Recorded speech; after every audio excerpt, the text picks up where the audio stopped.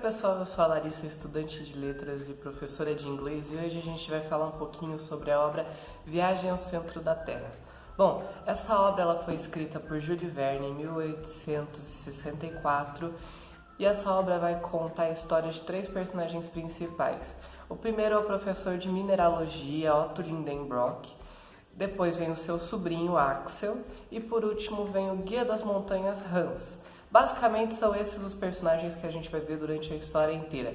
Existem outros personagens no decorrer da história, sim, mas esses são os principais que vão aparecer na maior parte do livro. Todas essas aventuras vão ser narradas pelo Axel, que vai nos contar toda essa trajetória da viagem. E tudo começa quando Otto Lidenbrock pede para o Axel traduzir um texto que está numa escrita rúnica, que foi escrito pelo islandês alquimista Arsaknussemm, que aparentemente foi capaz de chegar ao centro da Terra. Inspirado por essa ideia de chegar até o centro da Terra, de fazer essa exploração, Otto Lidenbrock já prepara as malas para ir viajar.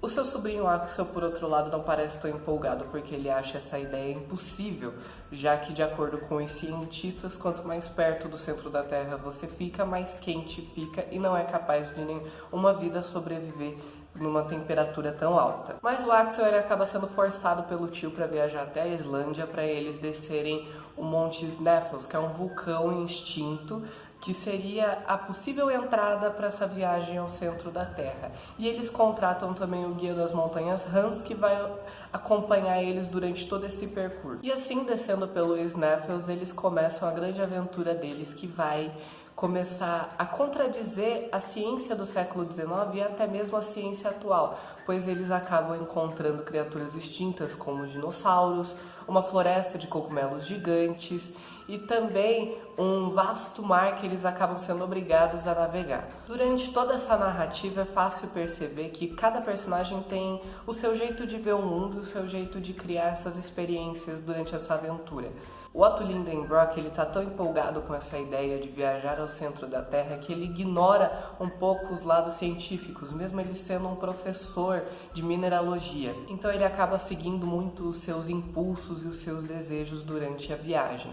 Já o sobrinho Axel, ele já é diferente. Ele, para se sentir mais confortável durante situações extremamente perigosas que eles vivem, ele acaba se apoiando na ciência. Então tudo que ele vai fazer, vai falar, vai pensar é apoiado em fatos científicos. Já o guia Hans, como ele já tem mais experiência em andar em montanhas, cavernas, coisas do gênero, ele acaba se apoiando muito nessa sua experiência para viajar até o centro da Terra. Agora, falando um pouquinho do autor, o Júlio Verne ele foi um escritor francês do século XIX que ele acabou cursando Direito, mas inspirado pelo amigo Alexandre Dumas, ele acaba começando essa sua carreira de escritor, primeiramente escrevendo peças de teatro. Mas como essas peças de teatro não davam muita renda para ele, ele continuou trabalhando paralelamente como corretor da Bolsa de Valores. Mas esse trabalho nunca o impediu de testar gêneros novos como poesias, romances e etc. E isso fez com que ele publicasse seu primeiro livro em 1863, que foi 5 Semanas em um Balão. Mesmo esse conceito de ficção científica tendo surgido próprio em 1920, Júlio Verne pode ser considerado um dos pais da ficção científica, já que as obras dele sempre visam o amanhã, o futuro, sempre trazem coisas inovadoras. Como pode ser visto em suas obras, Verne criou vários conceitos e máquinas novas que, algum tempo depois, foram construídas, como por exemplo a gente pode notar no submarino do Capitão Nemo, em 20.000 Léguas Submarinas. É possível também notar nas histórias dele que, para dar uma credibilidade maior, uma veracidade um pouco mais científica, ele usa uma linguagem com termos muito técnicos,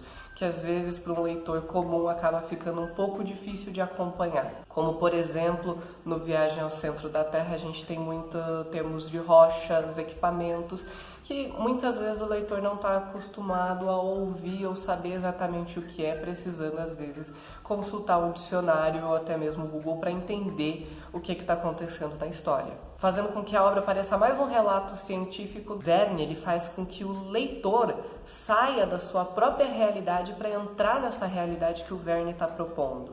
Ele faz o leitor sair dessa sua zona de conforto. Além de mostrar com essas mais diversas possibilidades de história, mostrar que a ciência ela pode fazer de tudo um pouco e ao mesmo tempo ela não pode fazer nada.